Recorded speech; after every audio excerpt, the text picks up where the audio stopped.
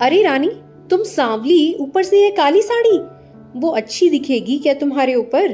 पहले ही तुम्हारे रंग को देखकर लोग ताना मारते हैं। पूरब रानी को बोला। देखो ना पूरब, मैं बोलती तो कहती, सास बोलती रहती है हमेशा।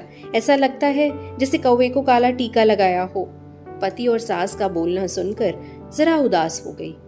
वो काली नहीं थी, कृष्ण वर्णीय और रानी नाक नक्शे में अच्छी, पर पति और सास कलर को लेकर रानी को हमेशा ताना मारते थे। क्या करे वो भी, वह गोरा और रानी कृष्ण वर्णीय। लोगों का क्या, वो तो नाम रखने में पीएचडी होते हैं। ब्लैक और व्हाइट जोड़ी बोलते थे दोनों को। पूरब का मन वैसे साफ था। रानी को अगर कोई कलर को लेकर बोलता तो उसे जरा भी अच्छा नहीं लगता था, इसलिए वह भी थोड़ा बहुत बोल देता था ताकि वह जिद ना करे। लेकिन जब वह बोलता था तो उसे इस बात का पछतावा होता था। उसकी माँ घर में हमेशा कड़वाहट रखती थी। आज भी वैसा ही हुआ। घर में उत्सव के माहौल में सुबह जब सास ने रानी से बात की तो वह थोड़ी घबराई हुई थी। उसका चेहरा भी शांत था। पूरा वास्तव में खुद पर शर्मिंदा था। अपराधी की तरह बैठने के बजाय वह काम के लिए बाहर गया। कई सारी महिलाएं काली साड़ी पहनकर सड़कों पर चल रही थी। सभी ही गोरी थी, ऐसा नहीं था, लेकिन उन पर वह काली साड़ी अच्छी लग रही थी। पूरब काम की जगह पर गया। उसका बचपन का दोस्त विकी और उसका पूरा परिवार साथ में था। जान पहचान हुई।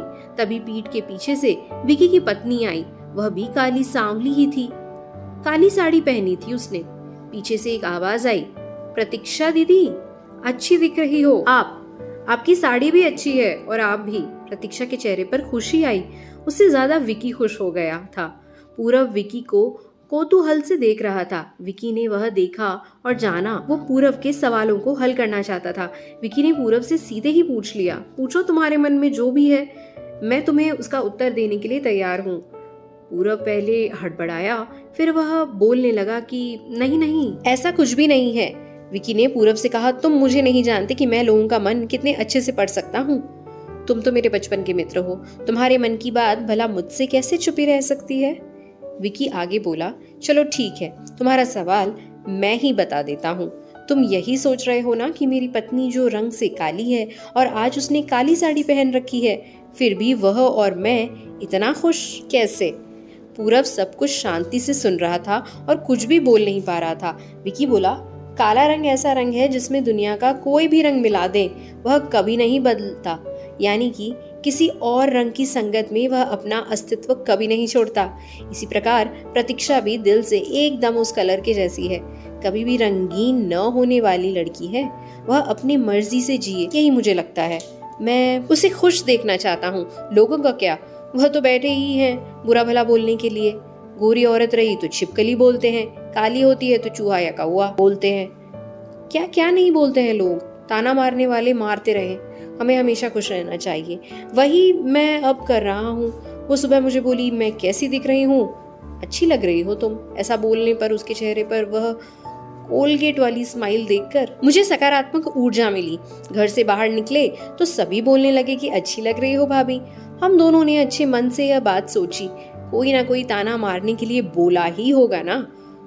उस वजह से जीने की दिशा क्यों बदले? पूरब को उसके घर का सुबह का माहौल याद आया। वह खुद पर ही चिढ़ गया। उसे लगा वो सचमुच में गलत था। मैं ही रानी को दुख देता हूँ, उस वजह से सब उसे बोलते हैं। अब मुझे ही अपनी भूल सुधार कर उसे माफी मांगनी होगी। उसने हंसते हुए विकी को अलविदा कहा। अपना काम निपटाकर वह एक साड़ी की दुकान पर गया। रानी के लिए उसने काले रंग की साड़ी ली और घर गया। घर जाने के बाद रानी शांत बैठी थी। उसने रानी को आवाज दी और साड़ी उसके हाथों में दे दी।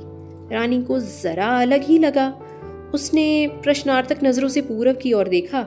उसने बॉक्स खोल कर देखा तो काले रंग की साड़ी थी। रानी, मैं लाया हूँ तुम्हारे लिए ये साड़ी, आज पहन के दिखाओ कैसी दिखती हो तुम। अच्छी नहीं लगी तो बदल देंगे साड़ी को।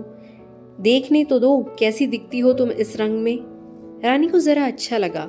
चलो तैयार हो जाओ जल्दी, हम जरा बाहर जाकर आते हैं। एक क्लाइंट के पास जाना है, उन्होंने बुलाया है जोड़ी में। पूरब का बोलना सुनकर रानी तैयार होने गई। काली साड़ी, उस पर हल्का सा मेकअप और लंबे बालों की चोटी। पूरब भी क्या, पूरब की माँ भी रानी को देखते ही रह गई। पूरब बोला, रानी सॉरी। हाँ, अरे लोगों की बातों में आकर मैं तुम्हें हमेशा बोलता रहा और खरा सौंदर्य किसमें है या मैं भूल गया था। रंग दो ही हैं, यह जानकर फिर जीना छोड़ दें क्या? अपनी खुद की पसंद छोड़ दें क्या? तुम्हें काले रंग की साड़ी पहनना बहुत अच्छा लगता था ना, पर मैं हमेशा तुम्हें टोकता रहा।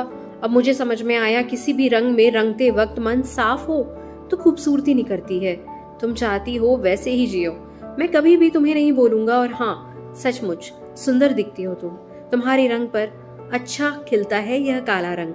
रानी के चेहरे की लाली और भी ज्यादा बढ़ गई थी यह बात सुनकर। शर्मा कर वह पूरब को बोली, क्या आप भी? पूरब ने रानी का मुस्कुराता हुआ चेहरा देखा और उसके बदले हुए विचारों से पूरब खुश हुआ। मन ही मन में पूरब ने विकी को धन्यवाद किया, क्योंकि वह परिवर्तन विकी के शब्दों द्वारा हुआ था। खूबसूरत दिखने के लिए खूबसूरत दिखना जरूरी नहीं है, बल्कि खूबसूरत सोच होना जरूरी है। इंसान का अगर मन सुंदर है तो इससे कोई फर्क नहीं पड़ता कि वह किस रंग का हो, है ना? अगर आप भी इस बात से सहमति रखते हैं तो कमेंट सेक्शन में जरूर बताइएगा अपनी राय। और वीडियो अगर पसंद आया हो तो लाइक, शेयर और सब्सक्राइब जरूर करिएगा ऐसी ही खूबसूरत छोटी कहानियों के लिए। Thank you for listening.